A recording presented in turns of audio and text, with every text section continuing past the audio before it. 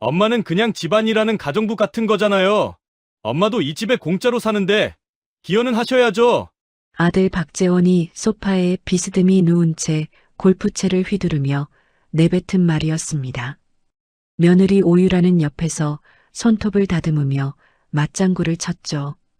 맞아요. 어머님, 저희도 어머님 모시느라 얼마나 힘든지 아세요?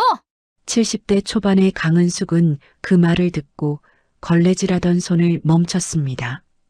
25년간 죄책감에 숨어 살며 모든 것을 참아왔지만 이제는 더 이상 참을 수 없었죠. 하지만 아들 부부는 몰랐습니다. 자신들이 가정부 취급하던 그 초라한 여자가 5천억 규모의 회사 대표라는 사실을요. 과연 진실이 밝혀지는 순간 아들 부부에게는 어떤 일이 벌어질까요? 시청 전에 구독과 좋아요 꼭 부탁드립니다. 영상 제작에 큰 힘이 됩니다. 어머님, 화장실 변기 물 때 좀 제대로 닦아주세요. 지난번에도 말씀드렸잖아요. 며느리 오유라의 날카로운 목소리가 거실에 울려 퍼졌습니다. 강은숙은 무릎을 꿇고 욕실 바닥을 닦던 손을 멈췄죠. 70대 초반의 나이에도 허리는 꼿꼿했지만 얼굴엔 지친 기색이 역력했습니다. 알겠다. 은숙이 힘없이 대답했어요. 그리고 좀 이따 제 친구들 올 건데 거실 먼지 한 톨도 없이 깨끗하게 해주시고요. 과일도 예쁘게 깎아서 내주세요. 유라가 거실 소파에 앉아 매니큐어를 바르며 명령조로 말을 이었습니다. 그녀의 목에는 수백만 원짜리 목걸이가 걸려 있었고 손목에는 명품 시계가 번쩍였죠. 은숙은 대답 대신 고개만 끄덕였습니다. 서울 강남의 초호화 주상복합 아파트 거실에서 물소리만이 공허하게 흘러나왔어요. 200평이 넘는 이 집은 마치 호텔 스위트룸처럼 화려했습니다. 하지만 은숙에게 주어진 공간은 창문도 없는 구석의 작은 창고방이었죠. 그때 안방에서 하품 소리와 함께 아들 박재원이 나왔습니다. 30대 후반의 재원은 비싼 잠옷 차림으로 머리를 극적이며 거실로 걸어왔어요. 엄마, 저녁은 뭐 해주실 거예요? 배고픈데. 재원이 소파에 털썩 주저앉으며 말했습니다. 뭐 먹고 싶은 게 있니? 은숙이 욕실에서 나와 물었죠. 갈비찜이요. 엄마 갈비찜 잘하잖아요. 오늘은 그거 먹고 싶어요. 재원이 리모컨을 집어들며 TV를 켰습니다. 재료는 냉장고에 있니? 있을 거예요. 없으면 마트 가서 사오시면 되죠. 재원의 목소리는 마치 가정부에게 말하듯 무심했습니다. 은숙은 아무 말 없이 냉장고를 열었어요. 한우 갈비가 가득 들어 있었습니다. 며느리 유라가 며칠 전에 사다 놓은 것이었죠. 하지만 그건 은숙을 위한 것이 아니었습니다. 아 참, 어머님. 유라가 갑자기 생각난 듯 말했어요. 다음 주 토요일이 저희 결혼 3주년이에요. 그래. 은숙이 고개를 돌렸습니다. 네. 그래서 말인데요. 제 회사 동료들 30명 정도 초대하려고요. 유라가 웃으며 말을 이었죠.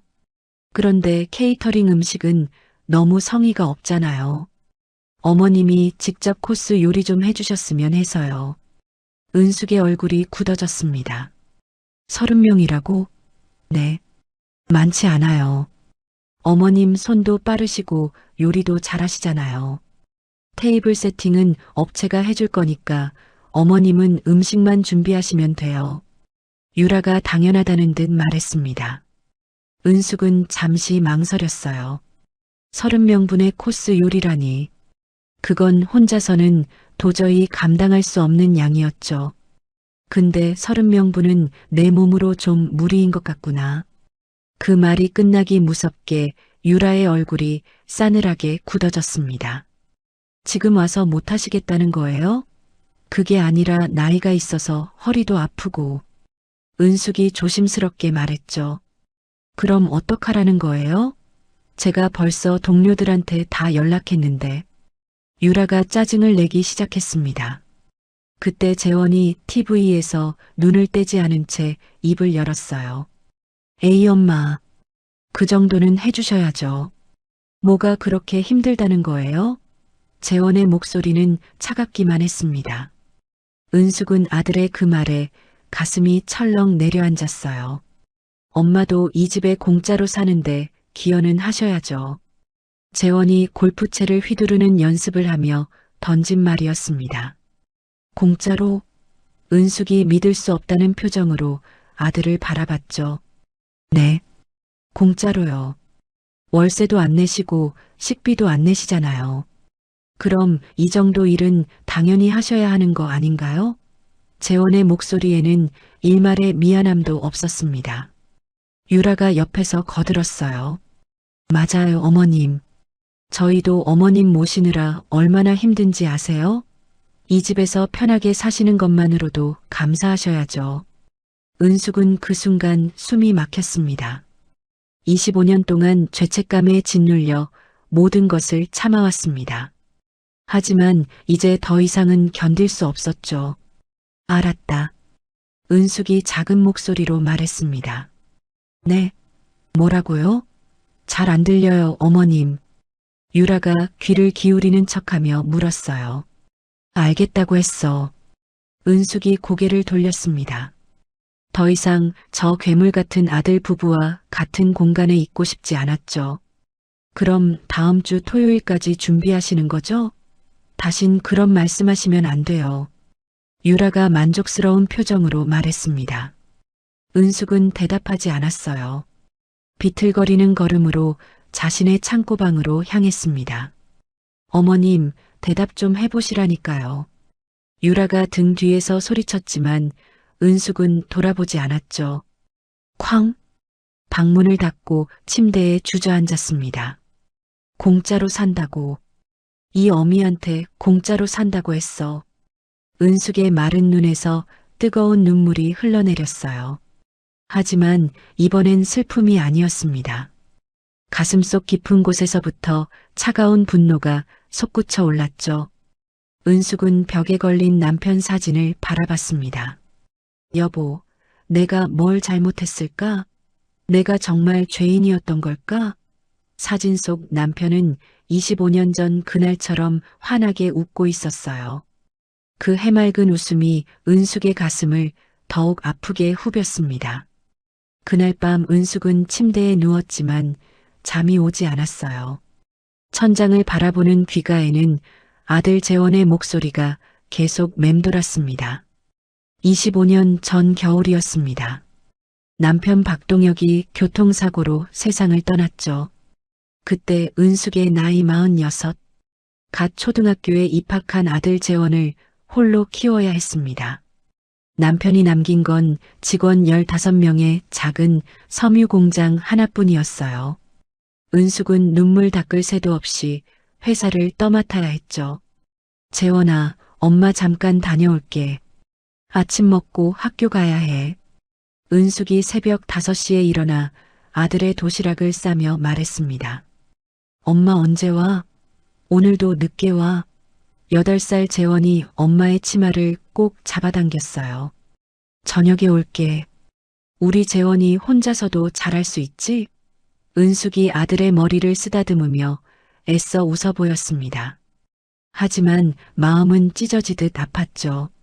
새벽 6시 출근, 밤 10시 퇴근. 그게 은숙의 일과였습니다. 아들의 학교 행사에도 가지 못했어요. 운동의 날 재원은 혼자 도시락을 먹어야 했죠. 생일에도 케이크 하나 사주지 못했습니다. 재원아 미안해. 엄마가 다음에 꼭 보상해 줄게. 은숙은 그렇게 약속했어요. 하지만 그 약속이 재원을 괴물로 만들 줄은 몰랐습니다. 중학교 때부터 재원은 변하기 시작했어요. 엄마 나 새 운동화 사줘. 얘들이 다 브랜드 신발 신는다고. 다른 애들도 다 받는데 나만 못 받으면 어떡해. 재원의 요구는 점점 커졌죠. 은숙은 그때마다 지갑을 열었습니다. 아들에게 미안한 마음뿐이었으니까요. 고등학교 때는 더 심해졌어요. 엄마 나 학원비 더 내야 돼. 특별반 들어야 대학 가. 은숙은 회사 운영자금을 쪼개 아들에게 줬습니다. 그러는 동안 작은 섬유 공장은 조금씩 성장했어요. 은숙의 경영 능력은 탁월했죠. 직원 15명이던 공장은 10년 만에 직원 200명의 중견기업이 됐습니다. 대한섬유라는 이름으로 말이죠. 하지만 은숙은 여전히 검소하게 살았어요. 아들에게 자신의 성공을 자랑하지도 않았습니다. 재원이 돈의 가치를 배우길 바랐기 때문이죠. 그런데 대학 졸업 후 재원은 취업 대신 다른 말을 꺼냈습니다. 엄마 나 사업하고 싶어. 사업? 은숙이 놀라 물었어요. 응. 친구랑 같이 온라인 쇼핑몰 차릴 거야. 투자금 5억만 줘. 재원의 목소리는 당연하다는 듯 자신만만했죠. 5억은 너무 큰 돈이야. 회사 돈도 아니고. 은숙이 난색을 표했습니다. 그럼 난 뭐 먹고 살라고? 엄마는 나한테 뭘 해준 게 있다고 그래? 재원이 버럭 소리를 질렀어요. 은숙은 그 말에 할 말을 잃었습니다. 맞는 말이었으니까요. 일만 하느라 아들 곁에 있어주지 못했던 게 사실이었죠. 알았어. 엄마가 마련해 줄게. 은숙이 결국 고개를 끄덕였습니다. 하지만 그건 개인 돈이 아니라 회사 운영자금이었어요. 은숙은 몰래 회사 돈을 빼서 아들에게 줬죠. 죄책감 때문이었습니다. 재원의 사업은 1년 만에 망했어요. 친구가 돈을 들고 잠적했기 때문이죠. 엄마 미안해. 내가 사람을 잘못 봤어. 재원이 고개를 숙였습니다. 괜찮아. 다시 시작하면 돼. 은숙은 아들을 위로했어요. 하지만 재원은 돈을 갚지 않았습니다. 대신 또 다른 요구를 했죠. 엄마 나 결혼하려고. 여자친구 집이 강남인데 체면 좀 세워줘야겠어. 결혼 자금 3억만 더 줘. 재원의 요구에 은숙은 또다시 회사 돈을 빼야 했습니다. 그렇게 총 8억 원이 아들에게 건너갔어요. 하지만 재원은 그게 회사 돈인 줄도 몰랐죠. 결혼 후 재원 부부는 처가에서 마련해준 강남 아파트에서 살았습니다. 은숙은 여전히 회사 근처 작은 빌라에 살았어요. 그런데 1년 전 재원이 은숙을 찾아왔죠. 엄마 우리랑 같이 살자. 은숙은 깜짝 놀랐습니다. 정말? 응. 엄마 혼자 그 좁은 빌라에서 사시면 안 되죠. 재원의 말에 은숙은 눈물이 날 것 같았어요. 아들이 자신을 생각해 주는 것만으로도 고마웠습니다. 하지만 현실은 달랐죠. 재원 부부가 은숙을 데려간 이유는 따로 있었습니다. 무료 가정부가 필요했던 거예요. 은숙에게 주어진 방은 창문도 없는 창고방이었습니다. 그리고 그날부터 끝없는 노동이 시작됐죠. 어머님 청소 좀 해주세요. 어머님 빨래 좀 돌려주세요. 어머님 저녁 준비 좀 해주세요. 유라의 명령은 끝이 없었습니다. 재원은 그저 방관할 뿐이었어요. 은숙은 모든 걸 참았습니다. 아들 곁에 있을 수 있다는 것만으로 만족했죠. 하지만 오늘 재원이 내뱉은 말은 달랐습니다. 공짜로 산다. 그 말이 25년의 세월을 송두리째 부정했어요. 은숙은 더 이상 참을 수 없었습니다. 이제 모든 것을 끝낼 때가 왔죠. 새벽 2시, 은숙이 침대에서 벌떡 일어났습니다. 더 이상 눈물은 흐르지 않았어요.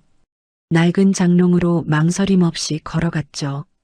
장롱의 맨 아래 삐걱거리는 서랍을 열었습니다.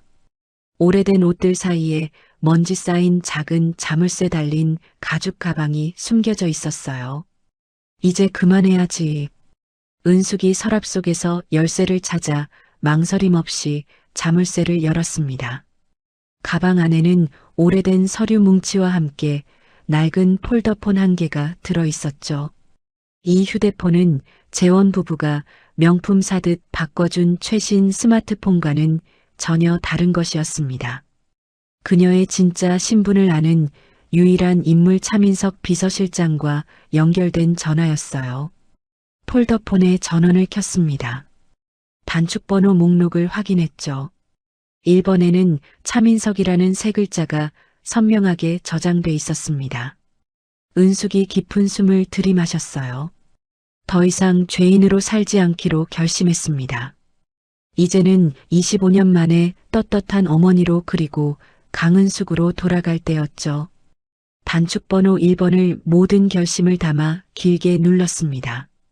신호음이 몇 번 울린 후 잠결에 놀란 듯 익숙한 목소리가 들려왔어요. 여보세요? 회장님, 민석 씨 나야. 은숙의 목소리는 방금 전까지 오열하던 사람이라고는 믿기지 않을 만큼 차분하고 단호했습니다. 전화 너머로 차민석이 숨을 삼키는 기색이 생생하게 느껴졌죠. 네. 회장님, 무슨 일 있으십니까? 이 시간에 전화를. 토요일 오전 10시 강남 아파트로 와. 은숙이 민석의 말을 가차없이 잘랐어요. 네. 강남 아파트요. 거긴 재원 씨가 있는 곳 아닙니까? 혹시 무슨 문제라도 내가 문자로 준비할 서류 알려줄게. 준비해서 늦지 않게 와줘. 이제라도 모든 것을 바로 잡아야겠어. 은숙의 목소리에는 단 1%의 망설임도 없었습니다. 네, 알겠습니다, 회장님. 탁! 은숙이 전화를 끊었어요. 폴더폰을 덮어 다시 가방 안에 넣고 지퍼를 잠갔습니다. 방 안낡은 거울을 봤죠. 땀과 눈물에 절어 늙고 초라한 모습의 자신이 보였습니다. 하지만 거울 속 그 여자의 눈빛만큼은 25년 만에 처음으로 냉철하고 서늘하게 살아있었어요. 여보, 이제 내가 바로잡을게. 은숙이 남편 사진을 바라보며 나지막이 말했습니다. 더 이상 슬픔이 아닌 모든 것을 끝내려는 냉철한 결단력이 그녀의 눈에 가득했죠. 새벽 3시가 되어서야 은숙은 침대에 누웠습니다. 그리고 25년 만에 처음으로 깊고 편안한 잠에 빠져들었어요. 다음 날 아침 은숙은 평소와 다름없이 새벽 5시에 일어났습니다. 거실을 청소하고 아침 식사를 준비했죠. 재원 부부는 10시가 넘어서야 일어났어요. 어머님, 아침 뭐 준비하셨어요? 유라가 하품을 하며 물었습니다. 미역국하고 반찬 있어. 은숙이 담담하게 대답했죠. 아, 참 어머님. 유라가 갑자기 생각난 듯 말했어요. 토요일 파티 준비 잘 되고 있죠? 준비하고 있어. 은숙의 목소리는 평온했습니다. 그런데 은숙의 눈빛이 달랐어요. 유라는 그걸 알아채지 못했죠. 뭐 해드리면 되는 거예요? 메뉴는 정하셨어요? 재원이 식탁에 앉으며 물었습니다. 에피타이저부터 메인 코스까지 다 준비할게. 은숙이 말했어요. 오, 역시 우리 엄마. 기대되네요. 재원이 웃으며 밥을 먹기 시작했습니다. 은숙은 그런 아들을 바라봤어요. 마지막이야. 내게 해주는 마지막 식사야. 은숙의 눈빛이 차갑게 가라앉았습니다. 그날부터 은숙은 묵묵히 파티 준비를 시작했어요. 재료를 사고 메뉴를 짰죠. 30명분의 코스 요리. 결코 쉬운 일이 아니었습니다. 하지만 은숙은 흔들리지 않았어요.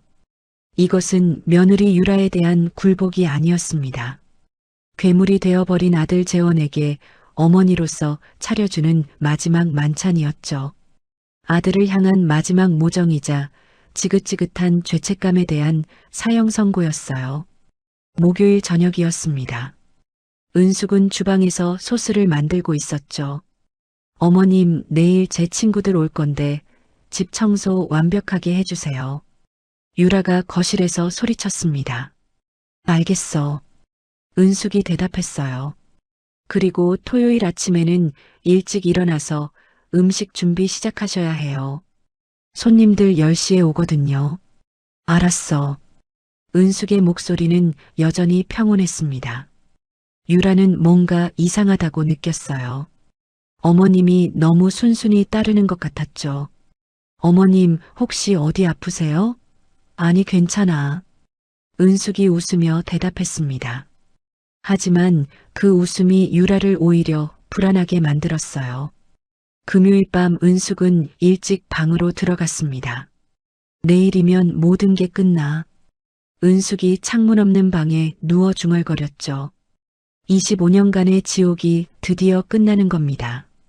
토요일 새벽 4시, 파티 당일 이른 어둠 속에서 은숙이 천천히 눈을 떴습니다. 이틀 동안 25년 만에 처음으로 깊은 잠을 잤지만 아직도 몸은 무거웠어요. 하지만 거울 속 자신의 모습은 그 어느 때보다 단호하고 차가운 표정이었죠. 25년 만에 처음으로 모든 것이 결정된 아침이었습니다. 은숙이 창고방을 나와 화려하지만 텅 빈 주방으로 향했어요.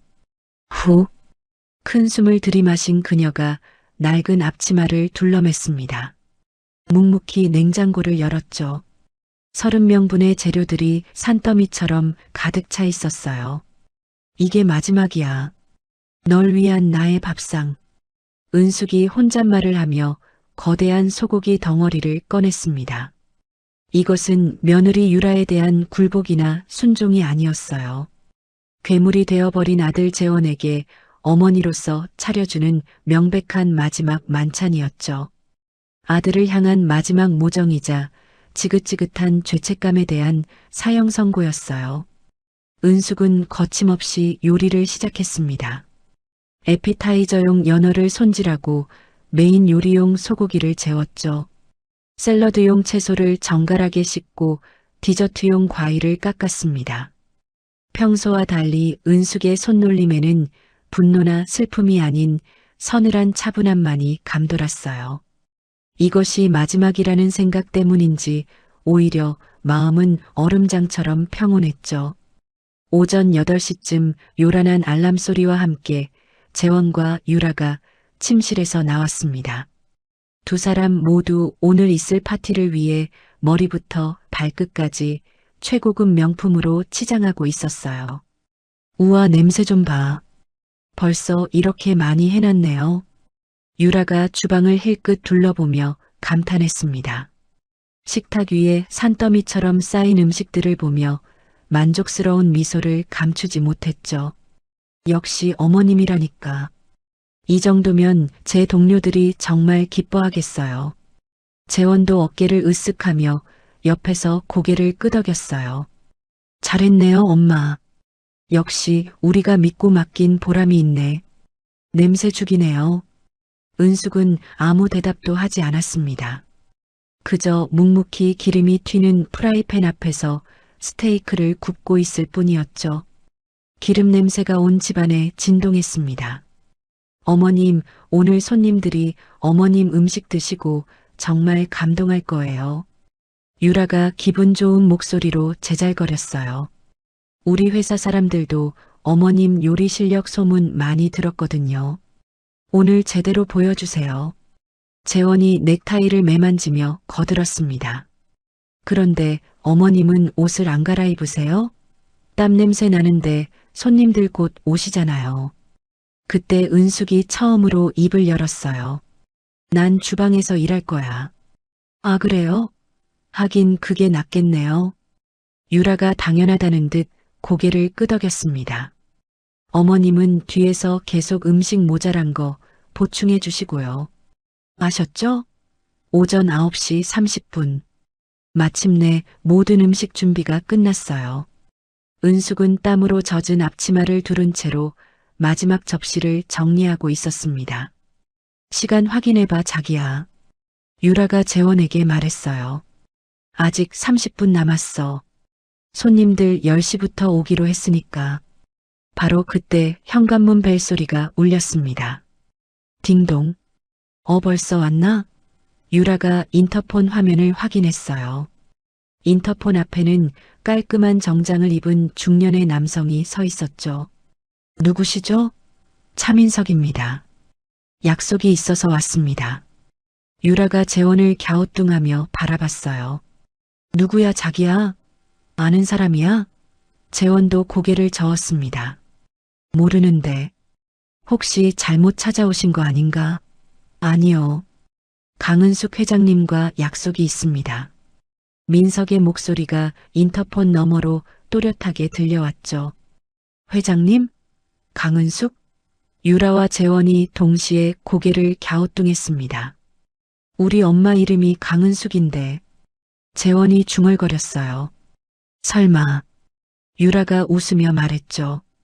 어머님이 무슨 회장님이에요? 동명이인 아닐까요?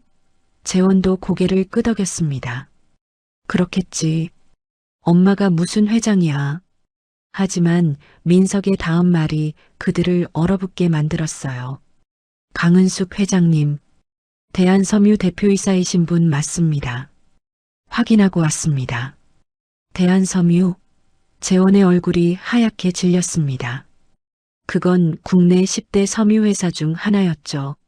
매출 5천억 규모의 대기업이었어요. 유라가 떨리는 손으로 현관문을 열었습니다.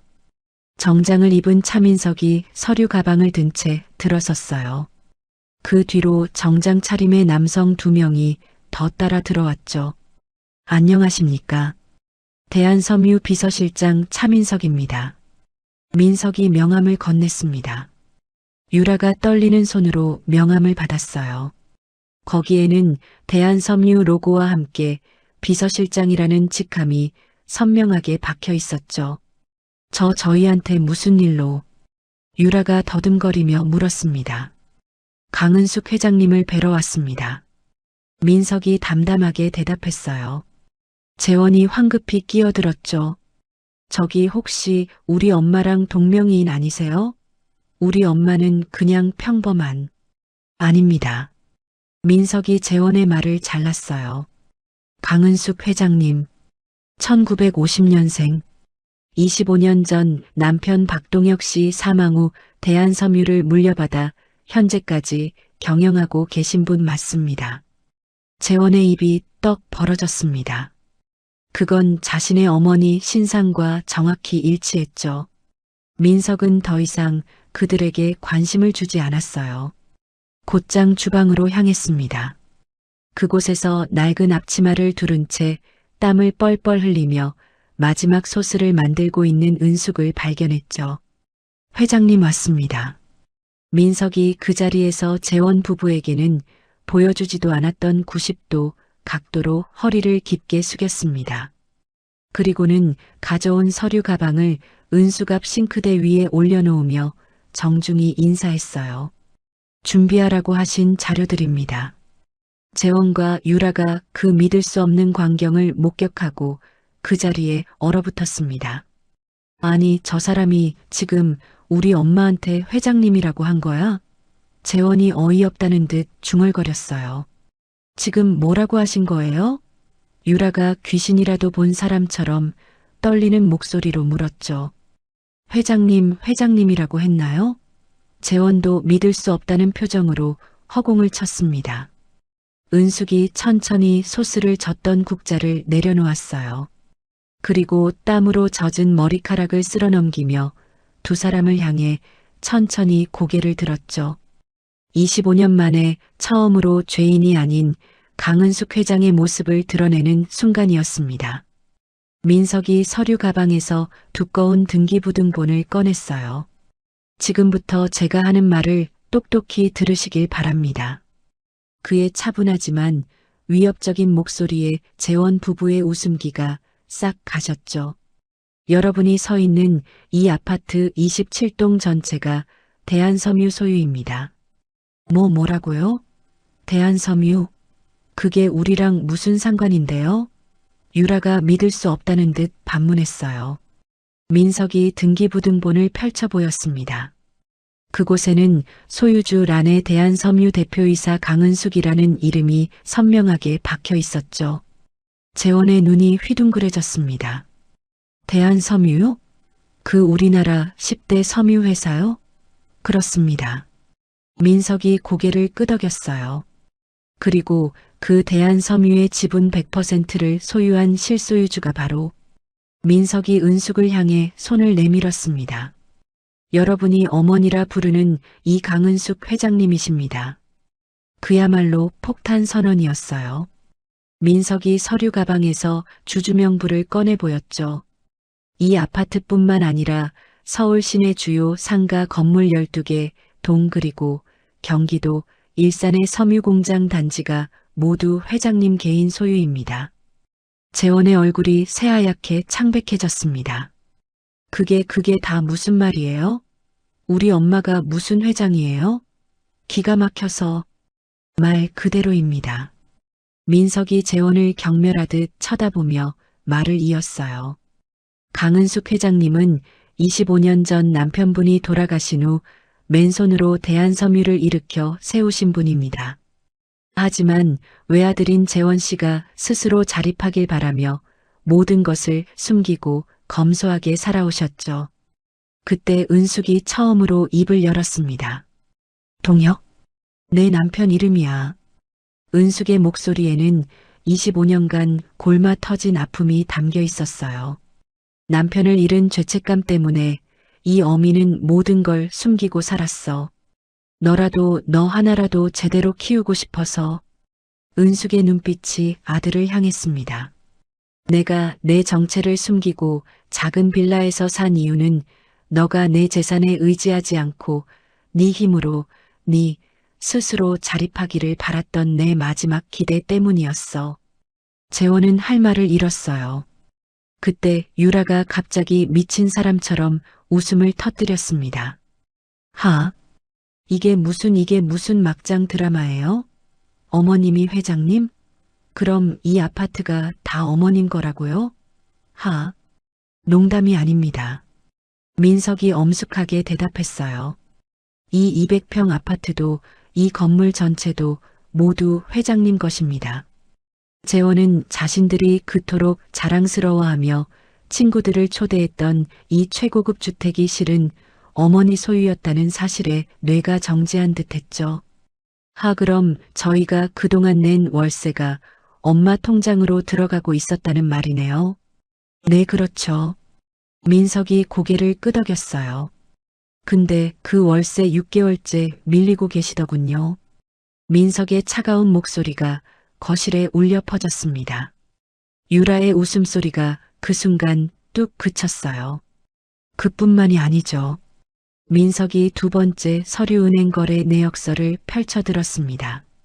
몇 년 전 강은숙 회장님께서 재원 씨에게 사업 자금이라며 주신 5억 원, 그리고 결혼 자금 명목으로 주신 3억 원, 총 8억 원은 회사 운영 자금이었습니다. 유라의 얼굴이 하얗게 질리다 못해 파랗게 변했어요. 그 돈은 단 1원도 갚지 않으셨습니다. 재원 씨, 이건 명백한 횡령입니다. 횡령? 재원이 비명을 질렀죠.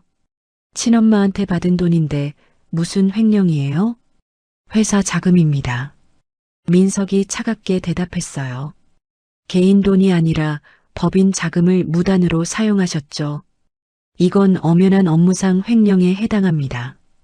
재원은 자신이 받았던 그 거액이 어머니의 개인 돈이 아니라 회사 돈이었다는 사실에 충격을 받았습니다. 그리고 더 큰 폭탄이 터졌어요. 그뿐만이 아닙니다. 민석이 세 번째 서류를 꺼냈죠. 월세 6개월 연체. 임대차 계약법에 따라 이는 즉시 계약 해지 사유입니다. 이미 며칠 전 내용 증명으로 법적 통보도 완료된 상태입니다. 안 돼요. 재원이 무릎을 꿇었어요. 월세는 곧 낼 거예요. 그럼 되는 거 아니에요? 무엇으로 내시겠습니까? 민석이 냉정하게 물었습니다. 재원 씨와 유라 씨 명의로 된 현금성 자산은 단 한 푼도 없습니다. 신용카드는 한도 초과 상태고요. 유라가 바닥에 주저앉았어요. 그럼 어떡하라는 거예요? 저희가 어디 가서 살아요? 그건 제 소관이 아닙니다. 민석이 시계를 확인했죠. 회장님, 손님들 곧 도착할 시간입니다. 은숙이 고개를 끄덕였습니다. 민석 씨 보안팀 불러줘. 바로 그때였어요. 딩동딩동. 요란하게 현관벨이 울렸습니다. 유라의 얼굴에 순간 화색이 돌았죠. 손님들 오셨어. 유라가 정신없이 말했어요. 어머님 제발 이 꼴은 일단 오늘은 그냥 넘어가요. 알겠죠? 딩동딩동. 벨소리가 그치지 않고 계속 울렸습니다. 민석 씨 문 열어. 은숙이 차갑게 명령했어요. 네 회장님. 민석이 현관으로 걸어가 문을 활짝 열었습니다. 그곳에는 유라의 회사 동료 대여섯 명이 화려하게 차려입고 기대에 찬 얼굴로 서 있었어요. 유라 언니 결혼기념일 축하해. 어머나, 이 집 진짜 대박이다. 웬일이야? 이런 데서 파티를 다 하고. 동료들이 웃으며 안으로 들어서려다 거실의 광경을 보고 그대로 얼어붙었습니다. 바닥에 주저앉아 눈물 콧물 범벅이 된 유라와 재원. 그들 앞에 땀에 젖은 낡은 앞치마를 두른 채 얼음처럼 서 있는 은숙. 그리고 그 옆을 지키는 정장 차림의 민석까지. 어머 유라야, 이게 무슨 일이야? 파티 시작한 거 아니었어? 쟤들은 왜 바닥에서 울고 있어? 동료들이 수군거리기 시작했어요. 유라의 얼굴이 명품 드레스보다 더 붉게 달아올랐습니다. 아니야. 얘들아, 그게 아니라 이건. 유라가 당황해서 어쩔 줄 몰라 하며 민석을 향해 미친 듯이 소리쳤죠. 당신 뭐야? 내 소중한 동료들 앞에서 이게 무슨 망신이야? 당장 이 사람들 데리고 나가. 바로 그때였습니다. 열린 현관문 사이로 대한섬유 로고가 박힌 유니폼을 입은 보안팀 요원 4명이 무표정한 얼굴로 집 안으로 들어섰어요. 저 사람들은 또 뭐야? 유라가 기겁했습니다. 퇴거 집행 통보합니다. 보안팀장이 서류를 내밀며 재원과 유라에게 통보했죠. 그야말로 아수라장이었습니다. 동료들은 이제 대놓고 폰을 꺼내 이 광경을 찍기 시작했어요. 유라가 자신의 결혼기념 파티가 완벽하게 망가졌다는 사실에 이성을 잃었죠. 뭐 퇴거? 이 미친놈들이 여기가 어디라고 감히? 내가 이 파티 주인공이야. 유라가 보안팀 요원의 멱살을 잡으려 달려들었습니다. 당장 안 나가? 내 집에서 당장 나가. 민석이 그런 유라의 앞을 막아섰어요. 그의 목소리는 이제 한치의 온기도 없었죠. 오유라 씨. 뭐 오유라 씨? 이 집의 실소유주는 강은숙 회장님이십니다. 다시 한번 말씀드리죠. 유라가 동료들을 의식하며 악을 썼습니다. 웃기지 마. 이 사기꾼들아. 내가 이 집 보증금을 냈어. 내 친정 돈이 들어갔다고. 이건 엄연한 계약 위반이야. 그 말이 끝나자마자 민석이 기다렸다는 듯 서류를 펼쳐 보였어요. 보증금이요? 이 집은 현재 월세가 6개월분 연체됐습니다. 뭐? 유라와 동료들의 입에서 동시에 탄식이 터져나왔죠. 임대차 계약법에 따라 이는 연체 시 즉시 계약 해지 사유입니다. 이미 며칠 전 내용 증명으로 법적 통보도 완료된 상태고요. 재원이 바닥에서 고개를 들고 소리쳤습니다. 월세는 곧 낼 거예요. 그럼 되는 거 아니에요? 잘 물어보셨습니다. 민석이 은행 거래 내역서를 동료들이 다 볼 수 있게 펼쳤어요.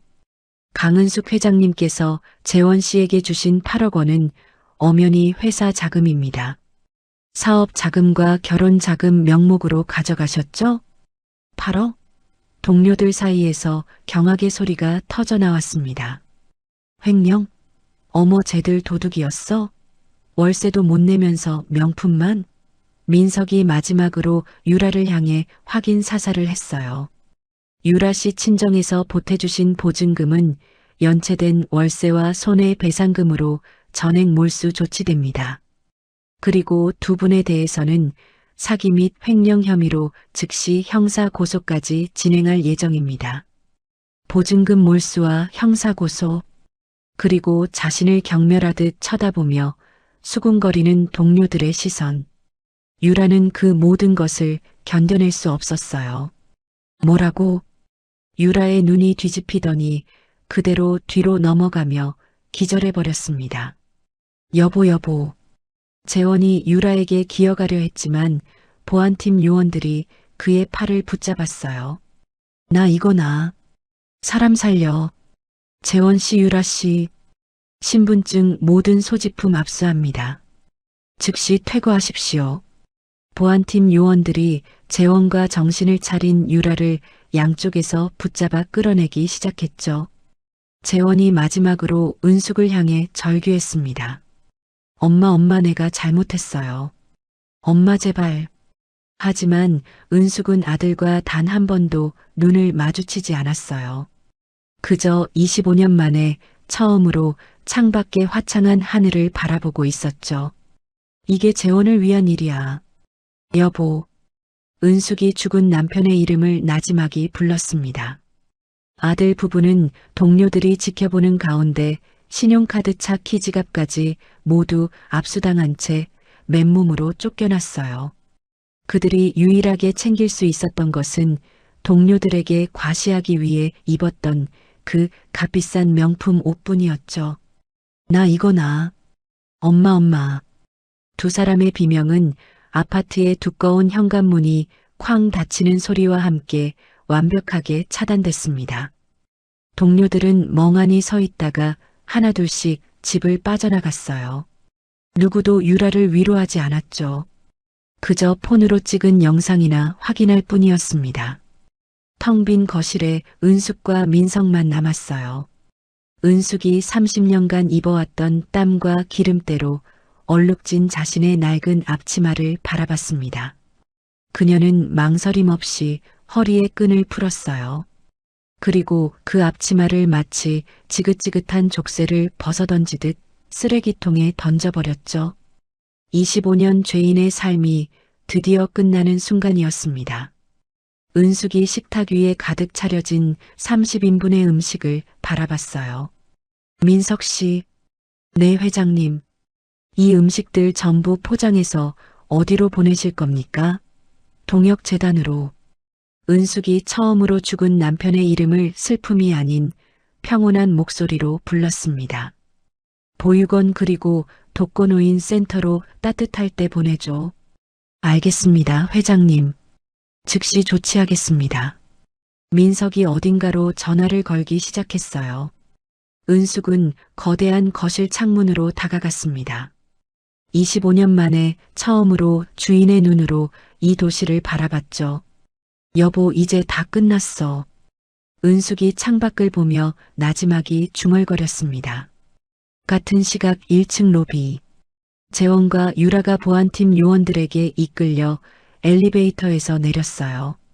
눈이 부시게 화려한 최고급 대리석으로 빛나는 로비였습니다. 마침 주말 오전을 맞아 골프백을 맨 다른 입주민들이 로비를 지나가고 있었죠. 어머, 저 사람들 15층에 사는 부부 아니에요? 세상에 저 꼴이 뭐야? 보안팀한테 끌려 나오는 거야? 맨날 명품 자랑하고 다니더니 꼴 좀 봐. 쯧쯧. 입주민들의 수군거리는 소리가 로비 전체에 울려 퍼졌어요. 재원과 유라는 자신들이 그토록 무시하고 과시했던 이웃들 앞에서 평생 느껴본 적 없는 끔찍한 수치심을 느꼈죠. 보안팀 요원들은 그들의 마지막 자존심 따위는 안중에도 없다는 듯 두 사람을 로비 바닥에 그대로 내던지듯 밀쳐냈습니다. 유라가 비명을 지르며 차가운 대리석 바닥에 낮아빠졌어요. 요원들은 그들의 주머니를 뒤져 차 키와 지갑, 휴대폰을 꺼내 바닥에 던졌죠. 이 차량과 모든 현금성 자산은 두 분의 횡령액에 대한 채권 확보를 위해 즉시 가압류됩니다. 두 사람은 말 그대로 화려한 명품 옷만 걸친 알거지가 되어 아파트의 거대한 유리문 밖으로 차가운 길바닥에 내쫓기고 말았어요. 스르륵.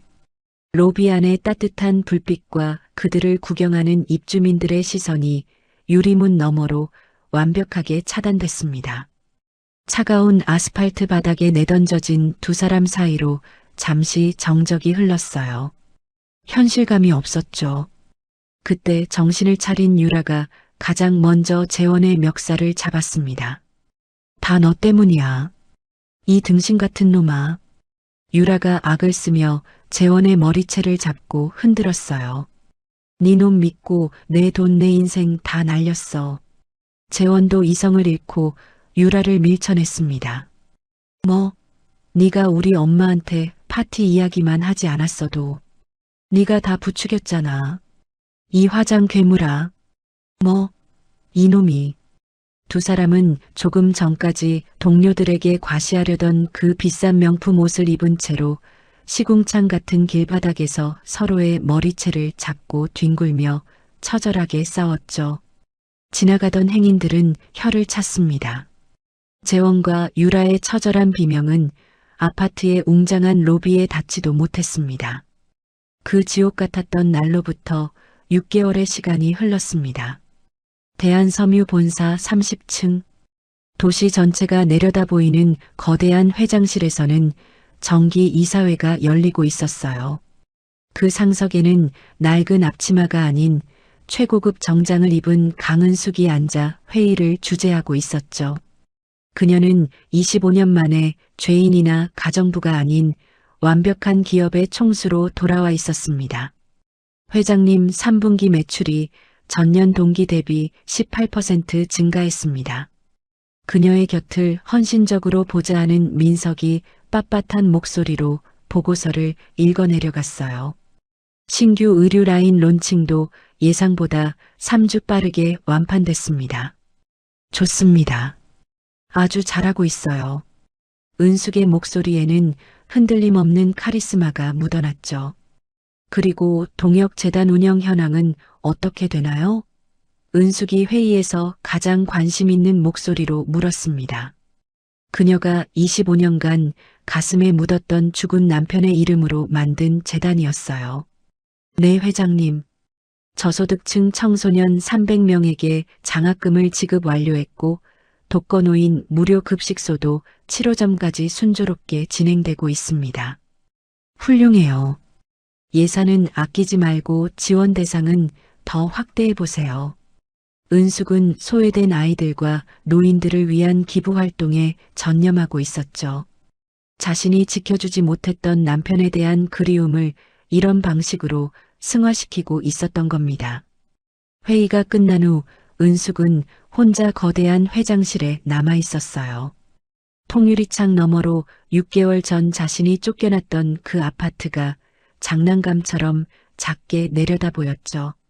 남편을 잃은 슬픔은 여전히 가슴 한편에 무겁게 묻혀 있었습니다.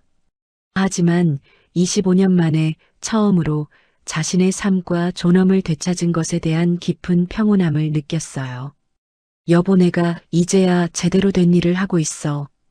은숙이 창밖을 바라보며 나지막이 중얼거렸습니다. 한편 같은 시각 서울 외곽의 허름한 고시원에서는 전혀 다른 풍경이 펼쳐지고 있었어요. 재원이 곰팡 내나는 3평짜리 좁아터진 방에서 컵라면, 물을 끓이고 있었죠. 재원의 행색은 6개월 전 명품을 휘감았던 모습이라고는 상상도 할 수 없을 만큼 초라했습니다. 도대체 이 구질구질한 방에선 언제 이사 갈 수 있는 거야? 재원이 플라스틱 젓가락으로 면발을 뒤적이며 독을 뿜듯 투덜거렸어요. 유라와는 이미 3개월 전에 이혼했습니다. 위자료는커녕 서로에게 떠넘길 빚만 산더미처럼 남아있을 뿐이었죠. 재원은 유신건설에 찾아가 엄마를 만나게 해달라고 몇 번을 울부짖었지만 그때마다 쫓겨났어요. 결국 재원은 모든 것을 잃고 난 뒤에야 허름한 동네 빵집에서 일을 시작했습니다. 하루 일당 6만 원. 태어나서 처음으로 제 손으로 돈을 버는 것이었죠. 야, 박씨. 반죽 좀 빨리 안 치냐? 손님들 기다리잖아. 빵집 사장이 고함을 치자 재원이 화들짝 놀라며 고개를 숙였습니다. 네, 죄송합니다. 바로 하겠습니다. 밀가루 묻은 앞치마를 두른 채 뜨거운 오븐 앞에서 땀을 흘렸어요. 비로소 제 힘으로 어머니에게 내뱉었던 그 공짜라는 말의 무게를 깨닫기 시작한 것이었죠. 처음 한 달은 지옥 같았습니다. 새벽 5시 출근, 밤 9시 퇴근. 은숙이 25년 전 겪었던 그 고된 일과를 재원도 똑같이 겪고 있었어요. 손에는 화상 자국과 굳은 살이 생겼습니다. 허리는 늘 아팠죠. 하루 종일 서 있어야 했으니까요.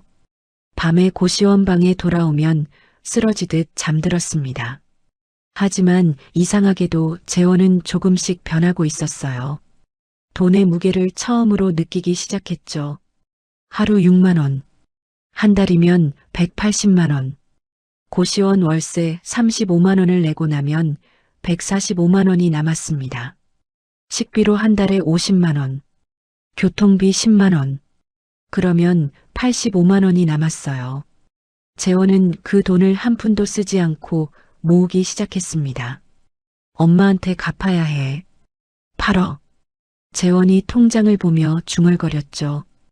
85만 원씩 모으면 8억을 갚으려면 무려 78년이 걸렸습니다. 불가능한 숫자였어요. 하지만 재원은 포기하지 않았습니다. 3개월이 지나자 빵집 사장이 재원을 불렀어요. 박시일 잘하네. 성실하고. 다음 달부터 정식 직원으로 채용할게. 월급 230만 원. 정말요? 재원의 눈이 반짝였습니다. 그래. 이 나이에 새로 시작하는 거 쉽지 않았을 텐데 기특해. 사장의 칭찬에 재원은 처음으로 자신의 노동에 대한 인정을 받는다는 게 이렇게 뿌듯한 것인지 깨달았죠. 감사합니다. 사장님, 열심히 하겠습니다. 재원이 90도로 허리를 숙였습니다. 그날 밤 재원은 고시원 방에서 작은 공책을 꺼냈어요. 그리고 펜을 들어 글을 쓰기 시작했습니다. 엄마 미안해. 나는 이제야 알았어.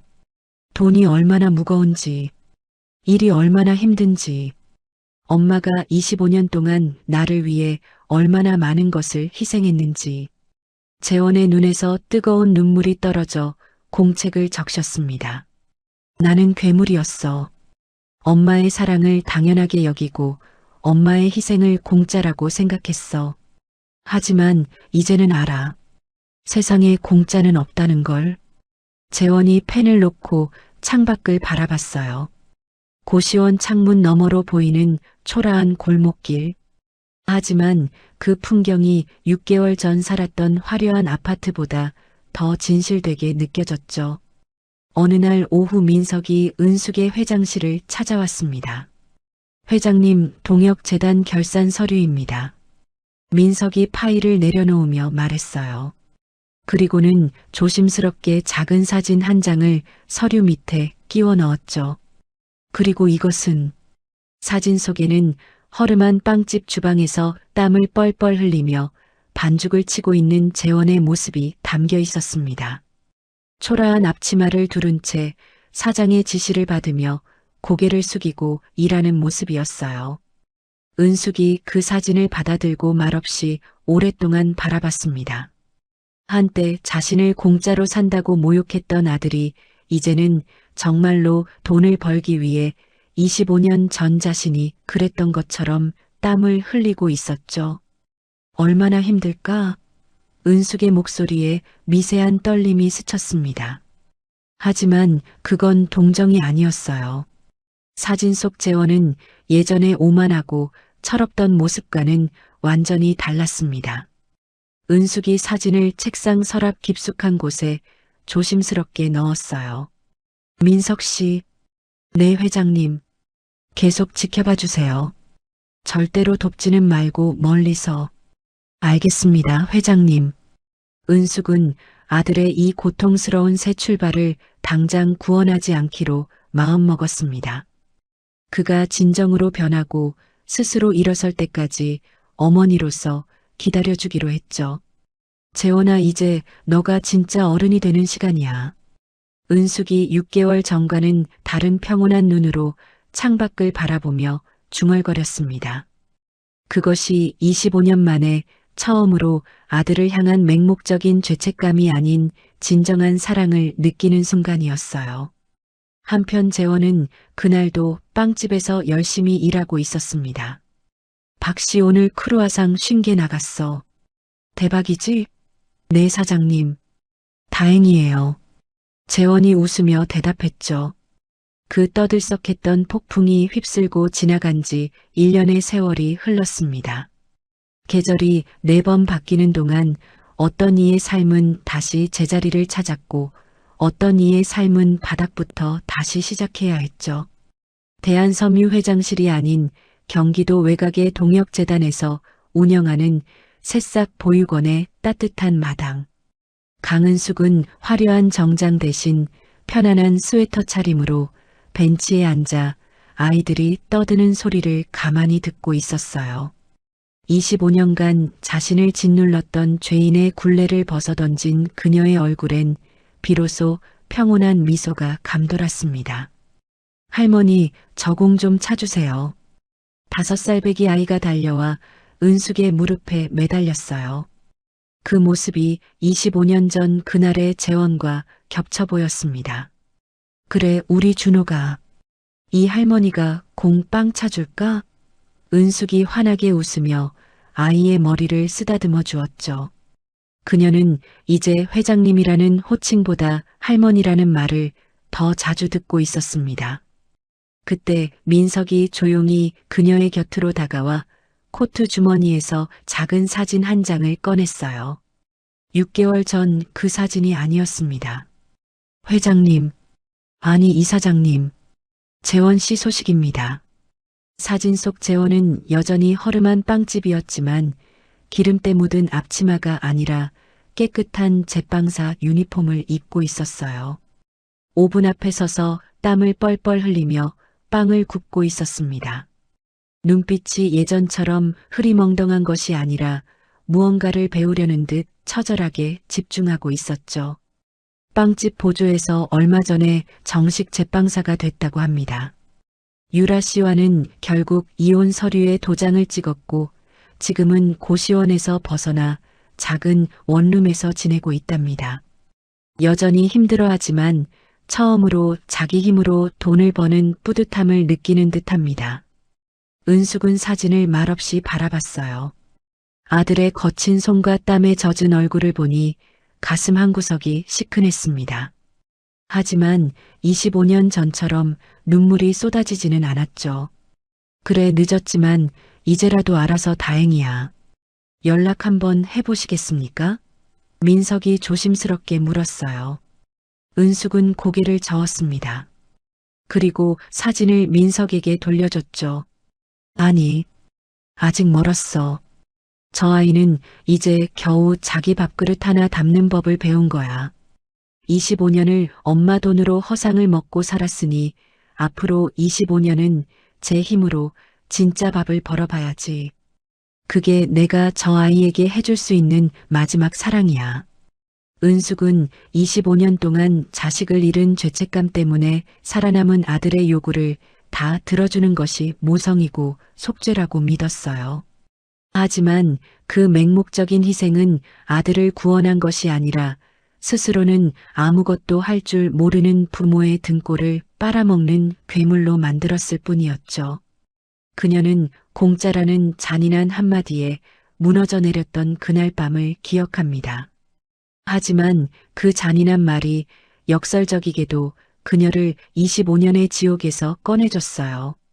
진정한 사랑은 모든 것을 다 해주는 것이 아니라 때로는 가장 차갑고 아픈 현실을 스스로 겪도록 모질게 손을 놓아주는 것임을 은숙은 그 기나긴 세월을 지나 비로소 깨달았습니다. 할머니 뭐해요? 빨리 공 차주세요. 아이의 재촉에 은숙이 비로소 현실로 돌아왔어요. 알았다 요 녀석. 은숙이 벤치에서 일어나 아이를 향해 힘껏 공을 차줬습니다. 공은 푸른 가을 하늘 높이 날아올랐어요. 아이의 웃음소리가 마당 가득 울려 퍼졌죠. 같은 시각 서울 외곽의 작은 빵집. 재원은 오븐에서 각 구운 바게트를 꺼내고 있었습니다. 사장님, 오늘 빵 어때요? 재원이 조심스럽게 물었어요. 오박 씨, 오늘 겉은 바삭하고 속은 촉촉한 게 완벽한데 진짜 실력이 늘었어. 사장의 칭찬에 재원의 얼굴에 환한 미소가 번졌습니다. 감사합니다. 더 열심히 하겠습니다. 1년 전만 해도 재원은 칭찬이라는 것에 익숙하지 않았어요. 모든 것이 당연했으니까요. 하지만 이제는 달랐습니다. 자신의 노력으로 얻은 인정이 얼마나 소중한지 알게 됐죠. 퇴근 후 재원은 작은 원룸으로 돌아왔습니다. 월세 45만 원짜리 8평 원룸. 1년 전 200평 아파트에 비하면 초라하기 짝이 없었어요. 하지만 재원은 이 작은 공간이 자신이 번 돈으로 지키는 첫 번째 집이라는 게 자랑스러웠습니다. 냉장고를 열어 달걀과 파를 꺼냈어요. 간단하게 계란볶음밥을 만들었죠. 1년 전에는 요리라고는 라면도 제대로 끓이지 못했던 재원이었습니다. 하지만 이제는 달랐어요. 스스로 끼니를 해결할 줄 알게 됐죠. 밥을 먹으며 재원은 통장을 확인했습니다. 1년간 모은 돈 1,500만 원. 매달 월급에서 최대한 아껴서 모은 돈이었어요. 8억을 갚으려면 아직도 너무나 먼 길이었습니다. 하지만 재원은 포기하지 않았죠. 엄마 조금만 기다려. 내가 꼭 다 갚을게. 재원이 통장을 보며 중얼거렸습니다. 그날 밤 재원은 침대에 누워 천장을 바라봤어요. 1년 전 그날이 떠올랐습니다. 공짜로 산다는 말을 내뱉었던 자신. 어머니의 얼굴이 하얗게 질리던 그 순간.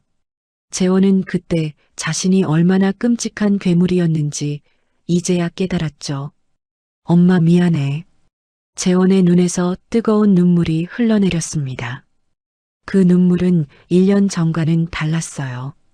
자신이 잃은 것에 대한 후회가 아니라 어머니에게 저질렀던 죄에 대한 진심 어린 참회였죠. 다음 날 아침 재원은 평소보다 30분 일찍 빵집에 도착했습니다. 사장님보다 먼저 와서 오븐을 예열하고 작업대를 깨끗이 닦았어요. 오박 씨 벌써 왔어? 사장이 깜짝 놀라며 들어왔습니다. 네.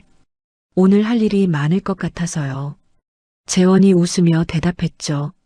사장은 그런 재원을 흐뭇하게 바라봤습니다. 박 씨 다음 달부터 월급 30만 원 올려줄게. 그리고 부점장으로 승진이야. 정말요? 재원의 눈이 휘둥그레졌어요. 그래. 1년 동안 지각 한 번 안 하고 성실하게 일했잖아. 우리 빵집도 손님이 많이 늘었고 다 박 씨 덕분이야. 감사합니다, 사장님. 재원이 깊이 고개를 숙였습니다. 그 순간 재원은 깨달았어요. 진짜 행복은 화려한 아파트나 명품 옷에 있는 게 아니라 자신의 노력을 인정받고 스스로 번 돈으로 살아가는 데 있다는 것을. 한편 은숙은 동역재단 보육원을 나와 회사로 돌아가는 차 안에 있었습니다. 민석이 운전하는 차 뒷좌석에서 은숙은 창밖을 바라봤어요. 회장님 재원 씨가 부점장이 됐다고 합니다. 월급도 올랐고요. 민석이 백미러로 은숙을 보며 조심스럽게 말했죠. 그래. 은숙이 잠깐 미소를 지었습니다. 잘하고 있네. 언제쯤 만나보실 생각이십니까? 민석이 물었어요. 글쎄, 아직은 아니야. 은숙이 고개를 저었습니다. 저 아이가 진짜로 변했는지 좀 더 지켜봐야 해. 돈을 좀 벌었다고 다시 예전으로 돌아갈 수도 있으니까. 하지만 은숙의 목소리에는 더 이상 냉기가 없었어요. 오히려 따뜻한 기대감이 묻어났죠. 알겠습니다, 회장님. 차가 대한섬유 본사 앞에 도착했습니다. 은숙이 차에서 내려 빌딩을 올려다봤어요. 25년.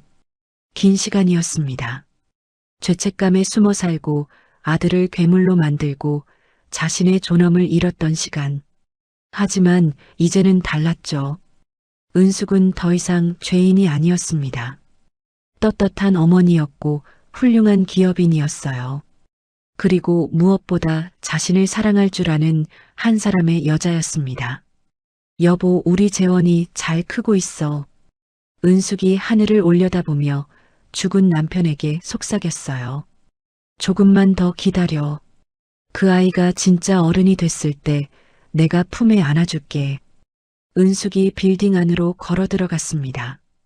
그녀의 걸음은 25년 만에 처음으로 가볍고 당당했죠. 부모는 자식에게 모든 것을 주고 싶어 합니다.